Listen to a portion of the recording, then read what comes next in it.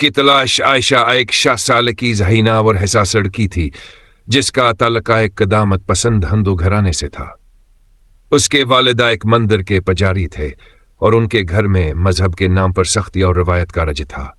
صبح سورج نکلنے سے پہلے پوجا، بھجن اور دھرم گرنتھوں کی تعلیم عائشہ کی روزمرہ کی زندگی کا حصہ تھے۔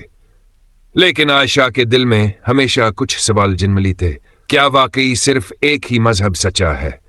کیا خدا صرف ایک ہی شکل میں ہے؟ اگر سب انسان خدا کی مخلوق ہیں تو کیوں اتنی تفریق ہے؟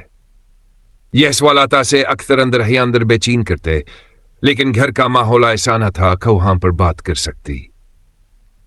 نئی روشنی عائشہ کا اسکول ایک کثیر المذہبی ادارہ تھا جہاں ہر طرح کے طلباء پڑھتے تھے۔ وہاں اس کی دوستی زارا نامیہ ایک مسلمان لڑکی سے ہوئی۔ زارا نہایت نرم مزاج، سمجھدار اور علم کی متلاشی تھی۔ دونوں نے اپنی دوستی کو صرف اسکول تک محدود نہ رکھا بلکہ مذہب، فلسفہ اور انسانی قدروں پر گفتگو شروع کر دی۔ ایک دن زارا نے قرآن کا اردو ترجمہ عائشہ کو پڑھنے کے لیے دیا۔ عائشہ نے حیرت سے دیکھا کہ اس میں خدا کو رحمن اور رحیم کہا گیا ہے، یعنی مہربان اور رحم کرنے والا۔ اسے ان الفاظ میں سکون محسوس ہوا۔ اس نے بھی زارا کو بھگود گیتا کی چند آیات سنائی جن میں کرشنا نے ارجن کو عمل، سچائی اور فرض کی باتیں سمجھائی تھی۔ دونوں نے محسوس کیا کہ ان کے مذاہب میں کئی نظریات ایک جیسے تھے: سچ کی تلاش، نرمی، قربانی اور انسانیت، کشمکش۔ لیکن جیسے جیسے عائشہ کے خیالات میں تبدیلی آنے لگی ویسے ویسے اس کے دل میں خوف بھی بڑھنے لگا۔ اسے ڈر تھا کہ اگر اس نے اپنے خیالات ظاہر کیے تو اس کے والد کیا رد عمل دیں گے۔ ایک دن اس نے اپنی ماں سے کہا، ماں، اگر کوئی دوسرے مذہب کے بارے میں جاننا چاہے تو کیا یہ غلط ہے؟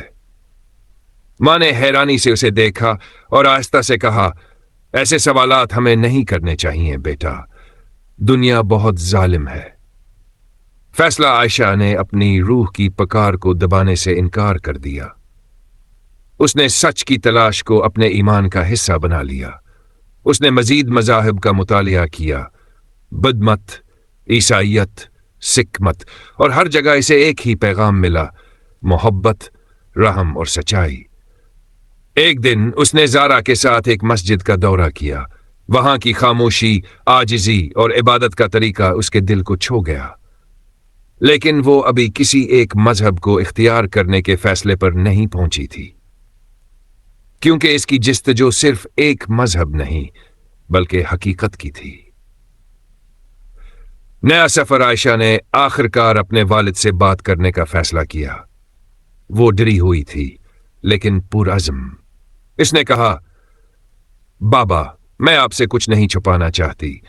میں نے دوسرے مذاہب کے بارے میں جانا ہے اور میں اب سچائی کی تلاش میں اپنے قدم خود رکھنا چاہتی ہوں۔ ولدکاچر حغصے سے سرخ ہو گیا، لیکن عائشہ کے آنکھوں میں جو عزم تھا اس نے انہیں خاموش کر دیا۔ وقت کے ساتھ عائشہ نے ثابت کیا کہ مذہب صرف ظاہری اور سمور واج کا نام نہیں بلکہ دل کی پاکیزگی اور عمل کی سچائی کا نام ہے۔ اس کی جستجو